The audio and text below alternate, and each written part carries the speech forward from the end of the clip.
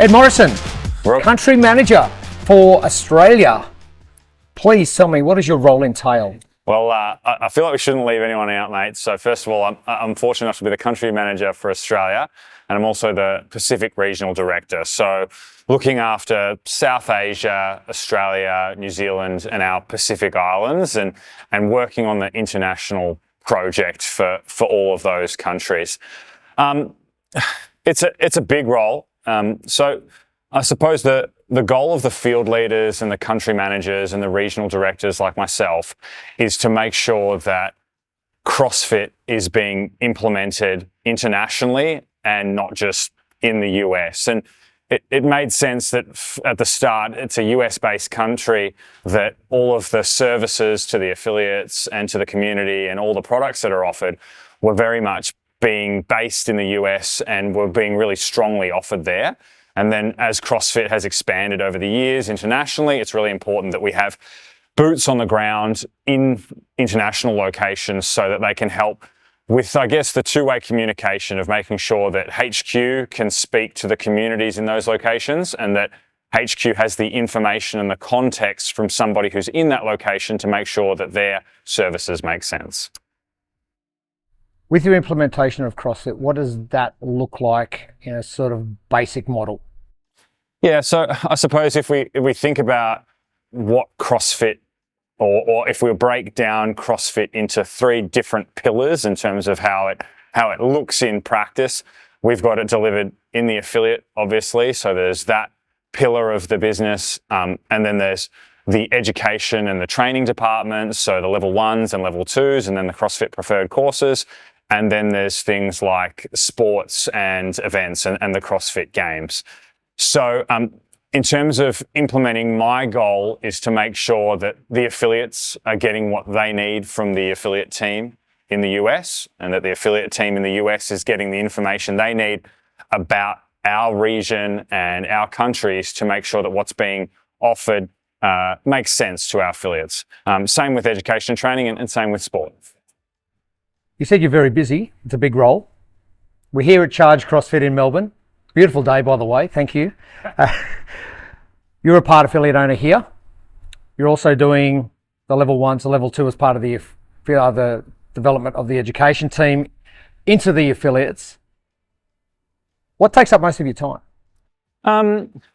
At the moment, serving the CrossFit community as the regional director is probably taking up most of my time. However, my role as an affiliate owner is so important to me because that gives me real life experience day in, day out about what our affiliate owners are facing, and they're the people that I'm serving. So I will never remove myself from the affiliate to the degree that I feel like I'm not touching base with that on a daily basis.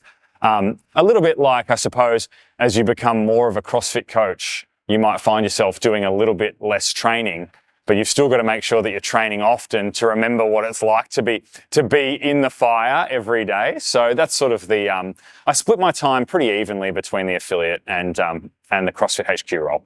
Okay. New role to the region. Last couple of years you've stepped into that role. What was the initial plan when you first came on board, and what's sort of like your 5-year plan looking forward? Yeah, that's a really good question. And I think when I first came into the role, and as you know, and a lot of people who are listening will know, it's been a period of change in CrossFit. So I came into the role in October 2020, and that was when Eric Rosa had just taken over as CEO of the company. And really, we set some incredibly short-term goals there of just establishing some really strong lines of communication. And my goal in the first, I think I set my expectations a little bit high, but my goal was to try and speak to every affiliate owner, either over the phone or in person, which was pretty difficult given that we were in the middle of COVID, within sort of like a 3-month period. So it was just about making people feel heard and taking up or taking feedback about big ticket items.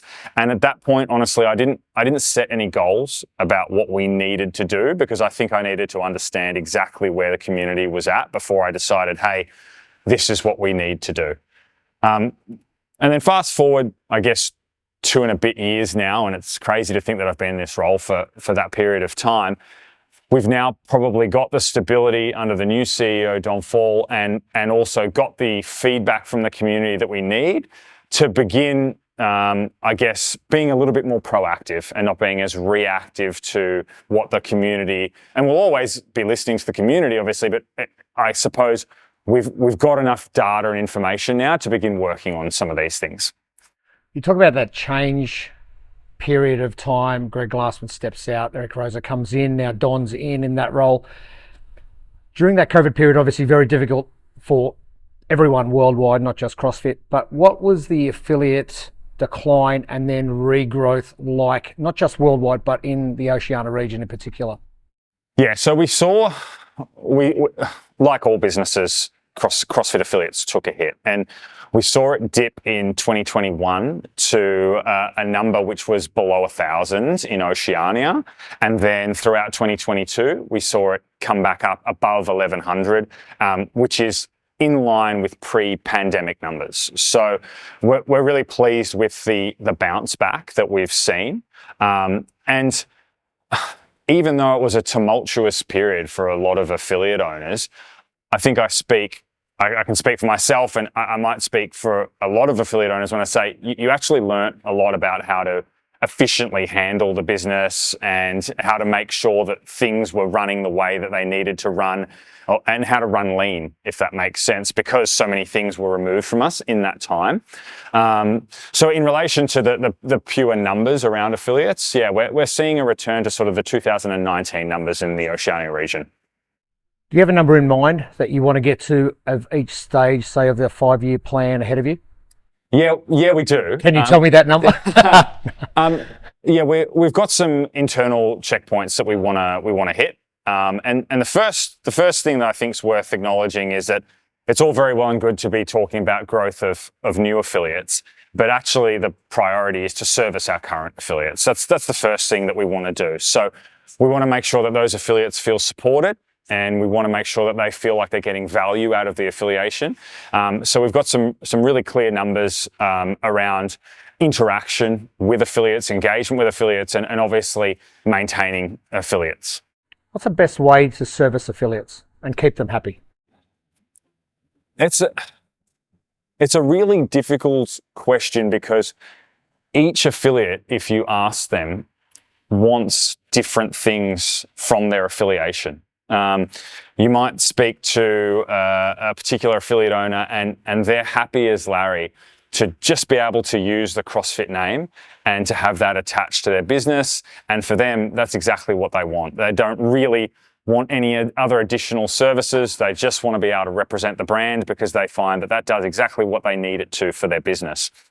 For other affiliate owners, we know that they want to be able to make use of some of the services that we're already offering and see lots of connection with both their fellow affiliate owners and the HQ itself. So some of the value propositions that we currently have in place that we know we need to keep working on are things like the round tables that allow affiliate owners to connect with one another, the affiliate partner network, which gives our affiliate owners access to some of our partners' products at a discounted rate. Things like making sure that the CrossFit Open is the place where people want to go to do the Open. Sorry, the affiliate is the place where CrossFitters want to go to do the Open. So it just depends on who the person is, and I'll often ask somebody when I speak to them, an affiliate owner, hey, what is it that you want out of the affiliation? And then from there we'll talk about that. You're in partnership with other owners here at Charge. Yeah, one other owner. Okay. Do you have different or conflicting ideas of what you want from affiliation? I certainly look for them. If I had to give a single answer to that, I'd say no, we don't. But we certainly, like any business partnership, have moments where we have to discuss, hey, like, do you want to put this forward or should we put this forward? And we work those out together. And I actually think, provided you can stay honest with one another, it's actually really powerful to have those conversations, because even if you end up just doing what you were going to do already, which is, perhaps we go the way that I was hoping we'd go, being able to have that honest conversation makes you reflect, okay, what are the upsides of this particular avenue? What are the downsides of it, and vice versa? So I find that incredibly helpful, and I've got an affiliate owner who, a partner, I should say, who's a best friend and someone I trust implicitly. Perfect. There's a lot of competition around the world in the functional fitness space currently. What's the focus going to be like on converting those people that currently do CrossFit in another space somewhere else, in another Globo gym or somewhere else? How do you convert those guys to bring them into the affiliate model? How do you make that pretty enough for them to go, hey, I want to go and jump on board there as opposed to what I'm doing? Yeah, that's an excellent question. And I talked about listening to affiliates earlier. This was probably one of the biggest pieces of feedback that we got from affiliate owners, which is we want it to be clearer that doing CrossFit at a CrossFit affiliate is different to going and doing functional fitness at X studio or whatever it is. And look, there's a few different answers that I'll give to it. First of all, I think we have to back ourselves in that doing CrossFit at a CrossFit affiliate gets the best results. And we have to be proud and strong enough to say that out loud. It's like, it isn't the same to go down the road and do something like CrossFit somewhere else. That won't get you the same results as going to an affiliate and doing the real thing. And then accompanying that, we've got to do the storytelling around it. So storytelling is probably a fancy word. We've got to do the marketing around it. Like we've got to explain to people why that is different. And that project has begun. It's appropriate that I'm talking to you this week because it's the first week of the Magic of CrossFit series, which has begun, which is a series of articles. Nicole Carroll's article, I don't know how many people have had a chance to read that first week. If they haven't, they should. And it just explains about how what sometimes appears like magic is actually really scientific. And that's what makes CrossFit work better than anything else. So I guess if I was to wrap that all up in a nutshell, it's the fact that doing CrossFit at a CrossFit affiliate is more effective. Like it works better than anything.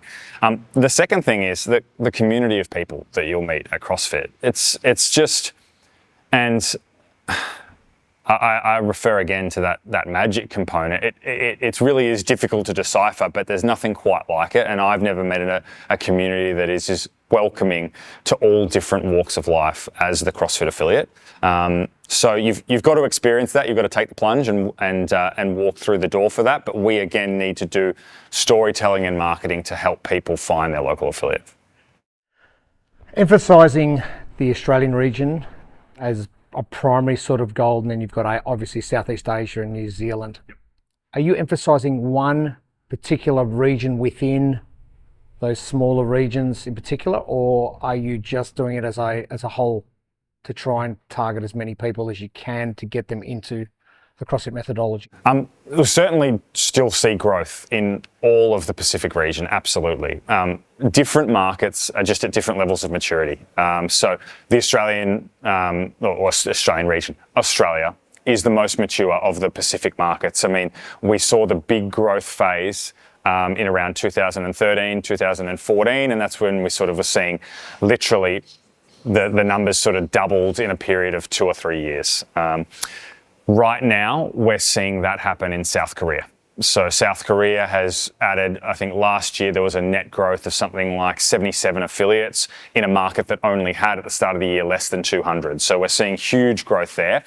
And that's really heartening because what we've got is Australia towards the most mature end, Korea going through it now. And then we know that places like the South Asian market and New Zealand can experience the same level of growth as what South Korea is experiencing and what Australia did experience previously. Now, the thing that's really exciting for me is that you would assume that the most mature market would in fact struggle to get the most growth, but in December, which is typically quite a month for businesses opening, we saw 6 new Australian affiliates opening. So in terms of a trend and what that could do over the year, like that's really, really exciting. So we are seeing a real rebirth of that growth. To answer your question though, there's no market that we're focusing on more than another. We just know that they all need different types of love. Yep. The South Asian market is one where we just need to get a little bit more presence in, and we're really focusing on that right now. With those 6 affiliates that just jumped on board in December in Australia, are they urban? Are they regional? Where are they situated? Is there markets that you're seeing that you didn't expect to see growth in, say, this early in the maturity level of CrossFit? Yeah, it's. I feel like I'm saying that's a good question because all your questions are good, Ricky. It happened to be in December that we had a number of regional locations. So we had one in Broome, we had one in Benalla, we had one in, I think it was Beresford, which is again is somewhat regional in New South Wales, if I'm not mistaken.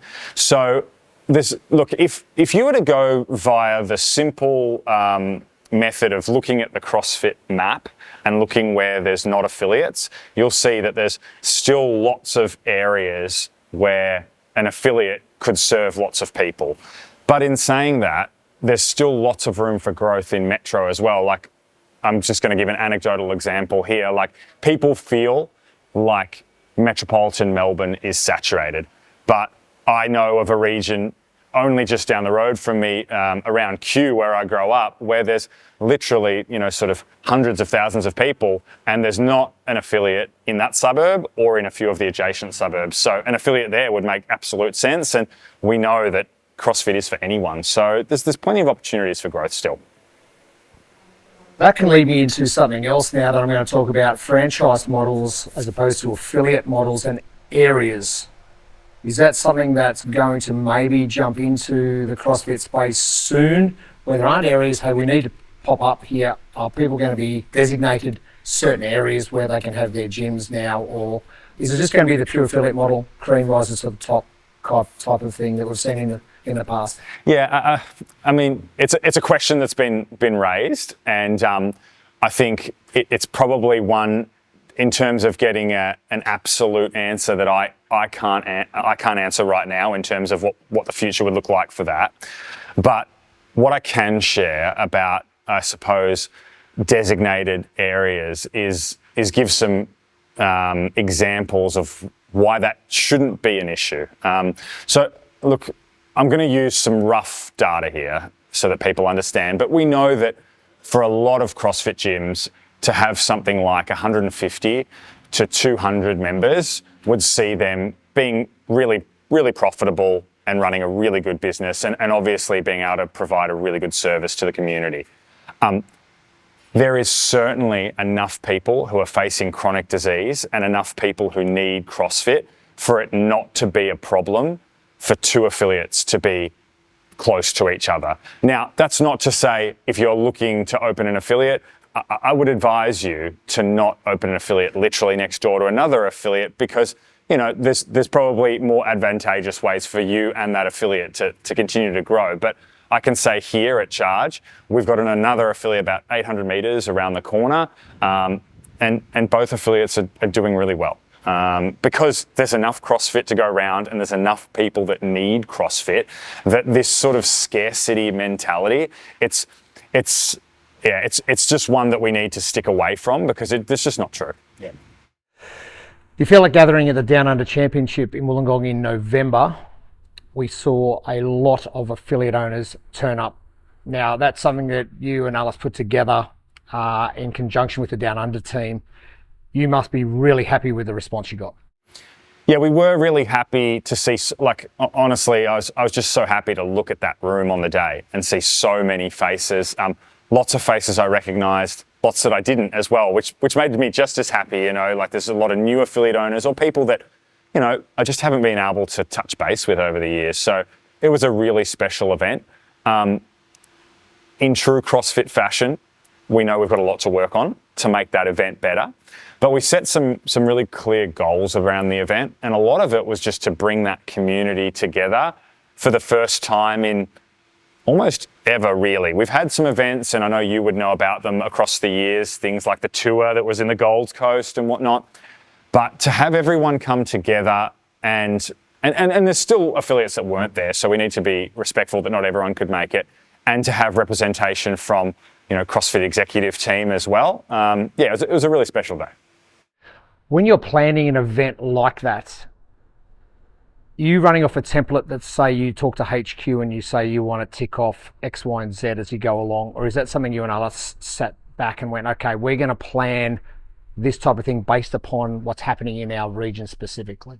Yeah, so the international team and the field leaders, when it comes to those events, and myself, and then Alice Hogan, the customer service officer for ANZ, and Leah Richards, who's the New Zealand country manager, we planned around what we felt would be beneficial for the ANZ community at that. And all the field leaders and country managers will do the same. Now, because the needs of the affiliate owners in Australia and the needs of the affiliate owners in Spain, most of them are the same with some localized challenges. We know that the events are going to look pretty similar.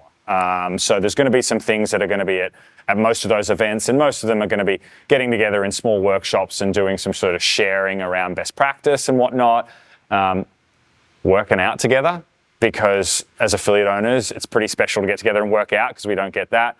And then a chance to ask questions to CrossFit HQ, be it either myself or the executive team, and just know that, hey, this is a space where you're safe to say how you've been feeling. If you've been keeping something bottled up and you need to ask about it, ask now. Like, this is the time, this is the place where you can do that. Obviously, improvements can be made to those sort of gatherings. Is there something that you're going to do moving forward specifically that is going to improve the affiliate gathering? And are you going to hold this on a yearly, bi-yearly basis so affiliate owners can actually get together more often? Yeah, we'll be definitely holding it on a yearly basis at minimum right now, and we'll probably, we will be having smaller gatherings that are more state specific in 2023, so really excited to announce those relatively soon. In terms of improvement, so the goals that we set for this year were simply to get people in the same room and get them to share stories and really to get some emotional nourishment, because a lot of them had spent the better part of 3 years not really interacting with one another, and we just wanted them to feel, hey, there's others out there like that are feeling what you're feeling, going through what you're going through. You can learn from them, they can learn from you. I think next year probably the focus we'd like to have, and there'll obviously still be a lot of all the other things we talked about, but we would like to see more educational pieces, and that would either be by learning from one another or learning from keynote speakers. But we want people to go there and learn some things that they can take back and implement straight away, whether that be business practices, whether that be some coaching strategy practices, managing the team. I guess we want more tangible outcomes as we move forward with the gatherings. Yeah. Support for affiliates through COVID obviously was really important. None probably more so than Hammer and Tong in Lismore. Ben Sloan copped COVID and then absolutely annihilated with the floods up there in northern New South Wales. I know you were instrumental in getting that kick started. I don't know if you've seen anything of late, but Ben has moved to a new facility and absolutely flourishing, which is like great to see. Those hardship stories that we do see, obviously we want to keep those going and rally the community behind those affiliate owners that are really, really doing it tough. Yeah, absolutely. And the reality is the Australian community, like I said, it's a mature market, so it's quite big. But it's not so big that, I mean, we still don't, like there's a lot of people that still know certain, as soon as I mention a particular name, like Matt mentioned Hammer and Tong, like there's a huge amount of our community is like, hey, I've dropped in at that gym, or I know those affiliate owners, or one of my friends goes there. Like it's still small enough that it's got that family feel to it. So one of the powers of CrossFit is that even if you haven't had an interaction with somebody like that, you automatically know what they might be going through having to manage an affiliate in that type of circumstance. So it's really important that we feel like affiliate owners can turn to us in moments like that of support, and we can in turn help them turn to the community. And I suppose for anyone who's listening and feels like they're facing hardship, the first thing that I would say is please just reach out. Like I won't overpromise and underdeliver right now, but what I will do is just say I am here. Like please call, email, do what you need to do. Let us know how you're going, and we can just discuss what the next step might be. And in the case of Hammer and Tong, like it was extreme circumstances. So we stood up that GoFundMe, got really good response because the community rallied around them, and as I said, they're flourishing now. So it's a really good story. Down Under probably, from my perspective, needed to happen. We've gone away from the regional model now in the sport basis. Wollongong seemed to be that little hub of CrossFittiness that everyone just got their head around and jumped like boots and all into that region, supported not just the competition down there, but supported the local businesses. And after seeing that, after so many years, back to sort of that hub of where CrossFit really sort of started for a lot of people, something that I think is probably going to be really important in the years to come as like a benchmark for people just to go to. Yeah, it's funny, the power of symbolism and the power of Wollongong and the Win Entertainment Centre. And I remember once doing a social media post when I walked into that space after I'd been fortunate enough to go to a few regionals, and sort of thinking to myself, if these walls could talk, they could tell all the stories of years past of regionals that I know you've seen. And a lot of people, I think, they didn't realise how important those moments and those events were and those stories were until potentially they disappeared. And we know that was a really challenging for people in the CrossFit community when things like regionals disappeared and perhaps the answers that they were after around the why weren't given. So to have that, to return to that space and to see it loud and to see the quality of competition there and to see the community there, it really felt like a return to, the golden years of regionals. Now, as I say all that, I think what's really appropriate to say is that that's acknowledging the past.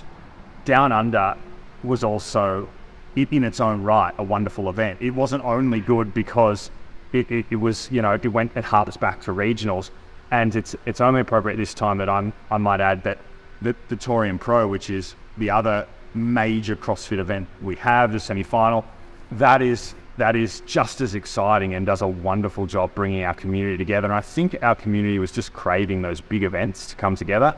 Now we've got Torian as the semi in the earlier part of the year and Down Under in the later part of the year. So it's really exciting. Okay, it gets to my next question was going to be around what's happening at Torian. Heading to the CrossFit Games this year, the whole media team, once we had our big meeting out there, said we want the Torian Pro replicated around the world, because we were watching on and going, it was the best event by far across the planet.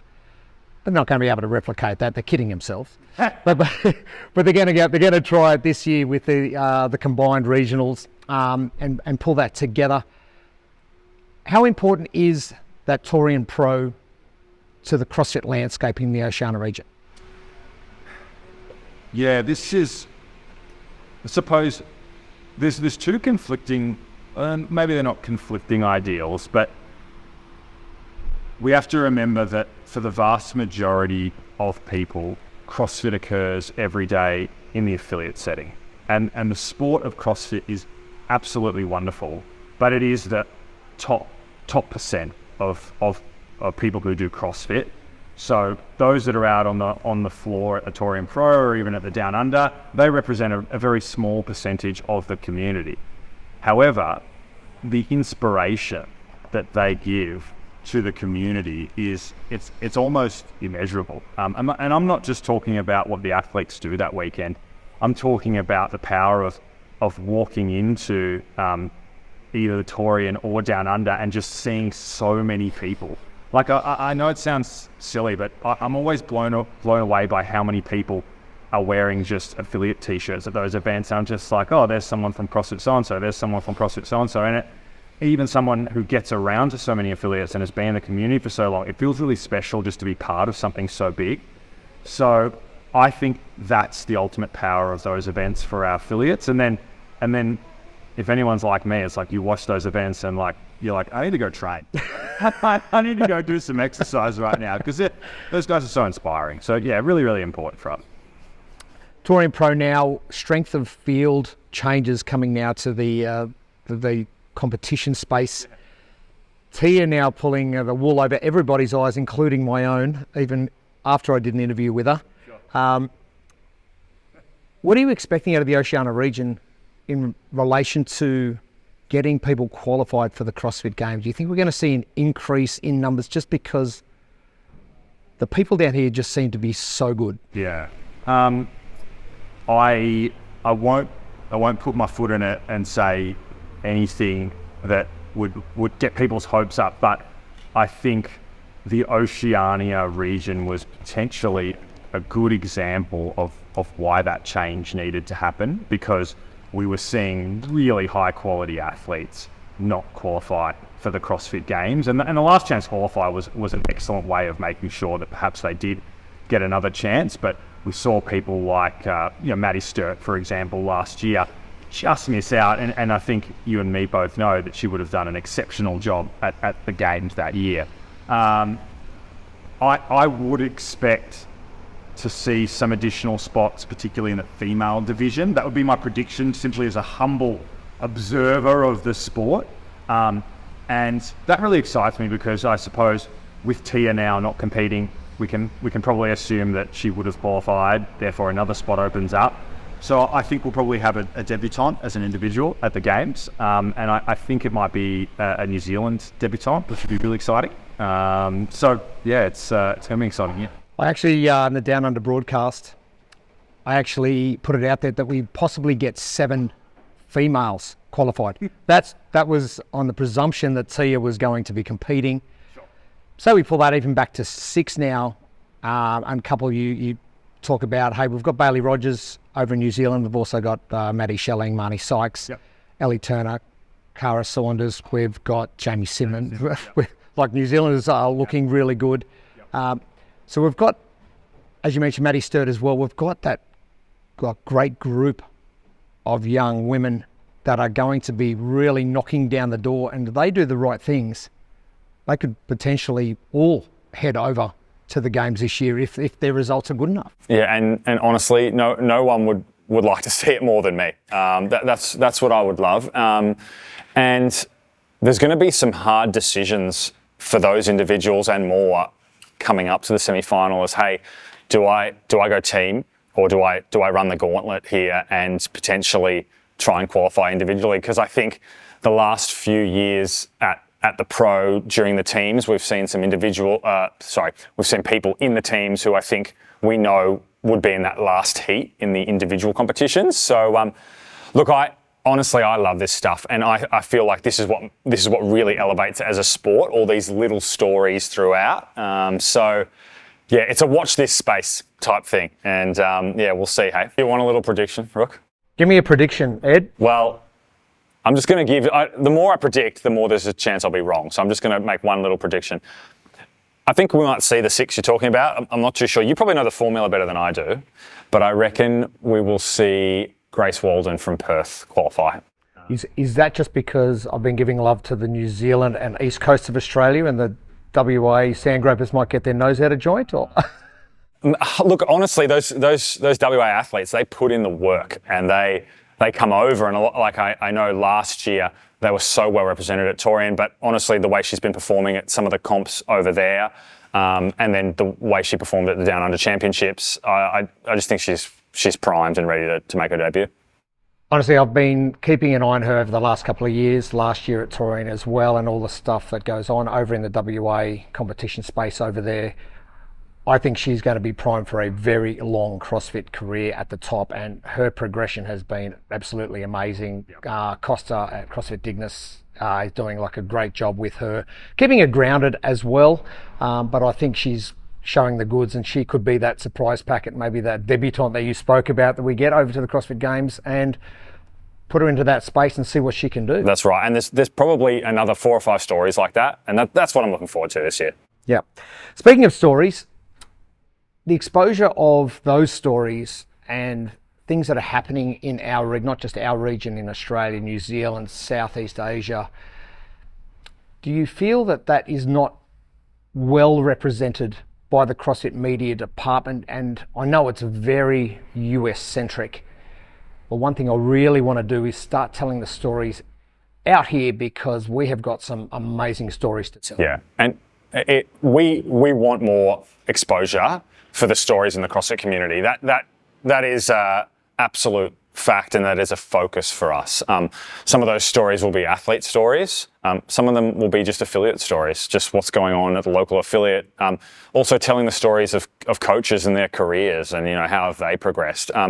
We do want to see more of that, and I know that this has been something that Don has spoken about on other podcasts, like the Savan podcast. He talked about sort of making sure that those stories are told, and that there is going to be people which will approach locally to make sure they can help us with that. Speaking of old school people in the region, one thing I brought up with Don in my interview with him at Down Under was people who are just getting into the CrossFit space now don't know their history on CrossFit. Who were the important people back in the day that got things rolling? We were very fortunate to get Annie Sakamoto out for Down Under. She was a great tie-in to the old school base. She started at the first CrossFit gym, which was called CrossFit. And having the amount of exposure she's had to CrossFit, and then all the people who were coming in and they knew exactly who she was. The same doesn't happen for, say, Nicole Carroll. And Nicole Carroll's got one of the most important jobs, I believe, in the world for CrossFit. People don't really recognize who she is and what the current contribution she's made to CrossFit. How do we educate the newcomers to CrossFit on who these people are that created this ethos? Yeah. Throw that one at you. It's a really,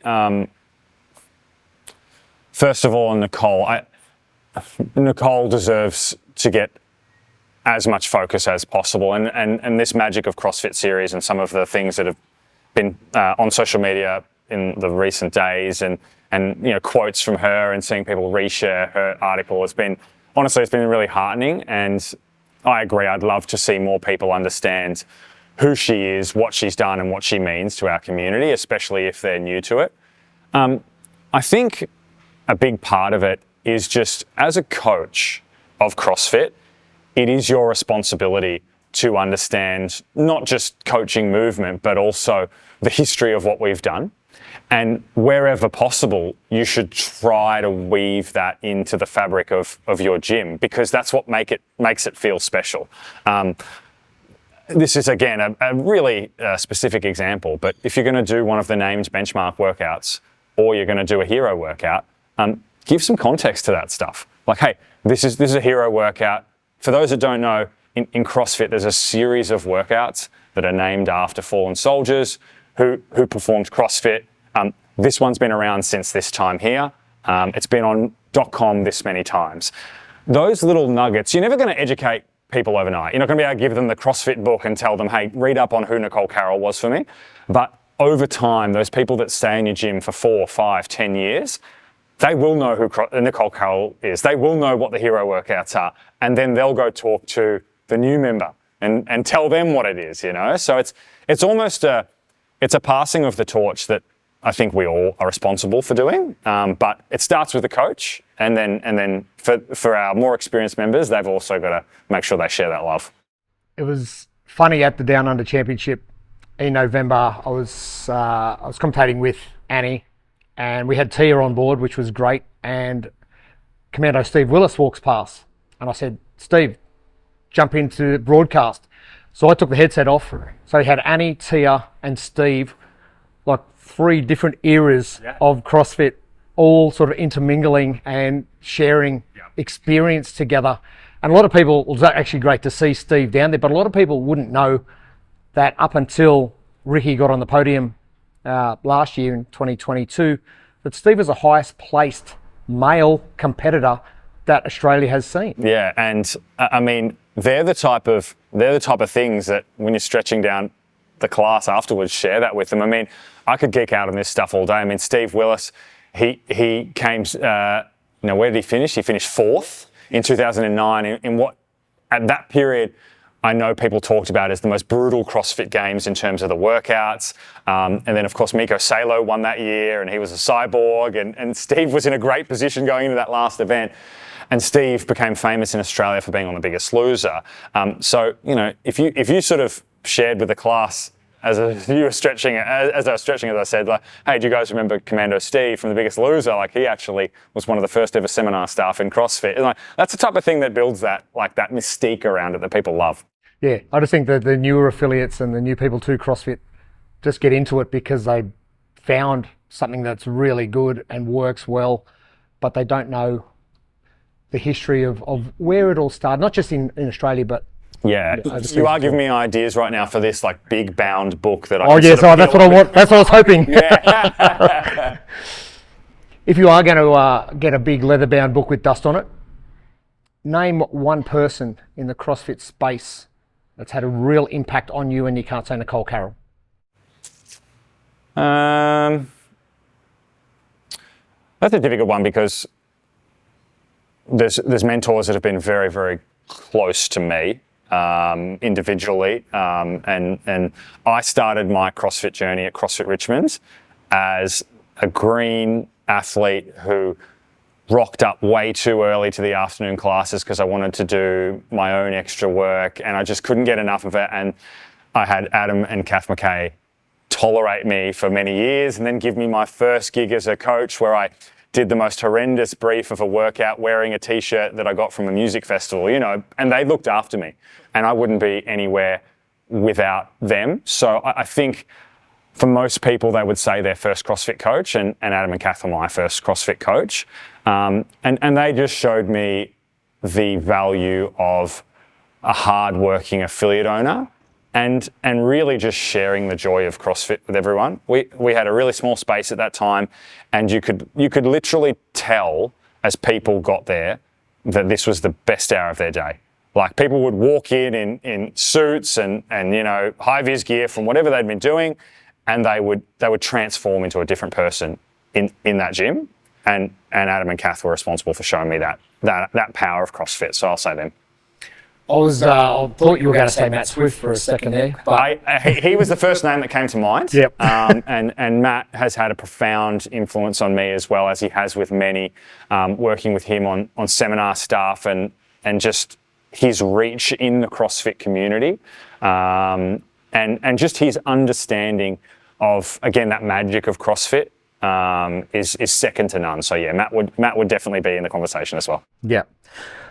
With the competition space now, we're getting more licensed events into the calendar each year. The calendar just fills up pretty quick. I've seen the database already with the Excel spreadsheet with all these events all over the place.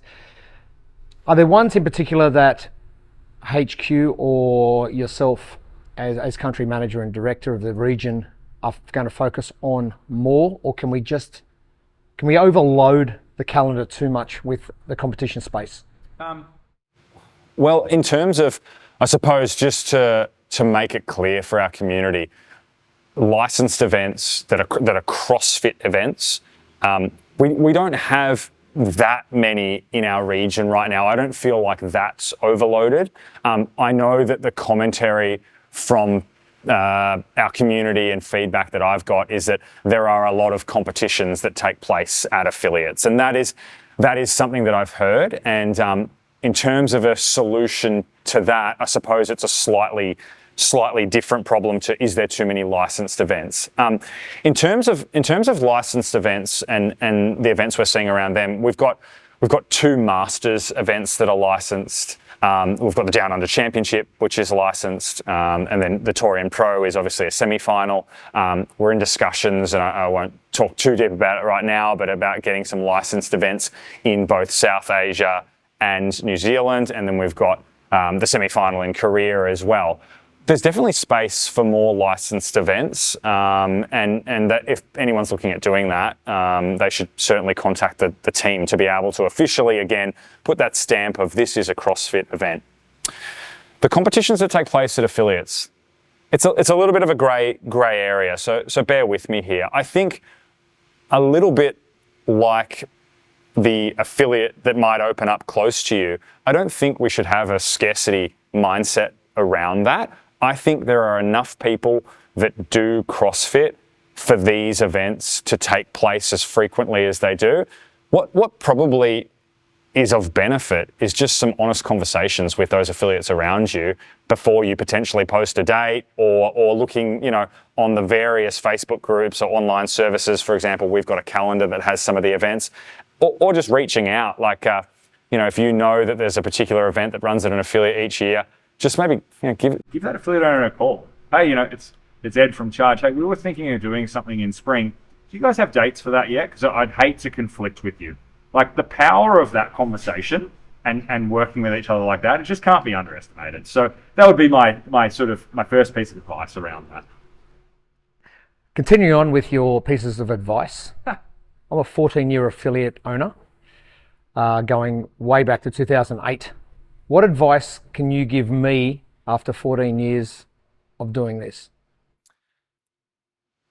It's another good question. Sorry, I feel like I've started it must be my safe place to say good question. If I can, what I would do is compare owning an affiliate to being an athlete. And I don't know that first. Don't undersell it. But as an athlete, the challenges change. And where your training exists in context of your life to everything else can also change. And it's the same for affiliate ownership. And the challenges that you're facing now, 14 years in, they're not the same challenges that you were facing 1 year in. I dare say. I don't want to be too presumptuous. So whilst you've been in the game for so long, it's still potentially a new set of challenges. And I think it's fair to say that the challenges are really unique now because of coming off the back of the pandemic. We're all, as business owners, sort of looking at a new landscape. And that's almost like, again, to compare it to the athlete, that's like returning to CrossFit after having maybe 2 years off traveling the world or whatever it is. It's like, hey, CrossFit well, but this is a new challenge for you. So in terms of what I would offer you, and this is not to avoid the question, but I need to understand more about where you're at. Like, I can't provide the solution if I don't understand the problem. So the first thing that I would do with any affiliate owner, brand new, 14 years old, is say, hey, tell me a little bit about your affiliate. Tell me what your perfect day at your affiliate looks like. How far are we from that? What's the first thing you'd like to see move? Yeah, and that conversation is really important. So, is it hard for you not to get too invested in certain affiliates that you're trying to assist, that say reach out, and you get ingrained in that so much that you just go, okay, I think I'm in a little bit too deep here now? Do you care too much? There we go. Because I know you do. Yeah. Simply put, probably, and something I'm working on. And I know I'm doing a lot of like parallels here, but it's not dissimilar to the affiliate owner or the coach at the affiliate. You just want to help all of your athletes, just like I want to help all my affiliates. But ultimately, at times, that they need to do the work themselves, or that they have to front up to difficult decisions themselves, whether it be, making some difficult business decisions, which I think we all know what they are, maybe like removing staff or changing locations or whatever it has to be. And it's really difficult to see small businesses struggle and to see CrossFit affiliates struggle. So yeah, I take each one of those as that hurts, just like a member that leaves your gym hurts. Like it's always going to hurt. I think the best thing you can do is just get sort of like not used to the hurt, but just understand it's like, hey, this does hurt, and that's okay. That's because I care, and that's okay. Wrap it up there, Ed. Anything that you see as a challenge, say in the next 6 to 12 months on a personal basis here in this region? Look, I think there's a lot of challenges, and I think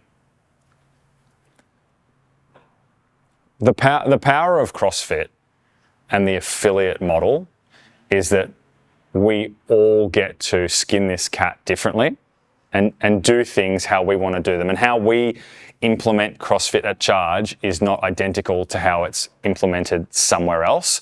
And that is powerful. That is really powerful because I can learn from the affiliate down the road, and the affiliate down the road can learn from me. Those differences between people, we've got to harness them as best we possibly can.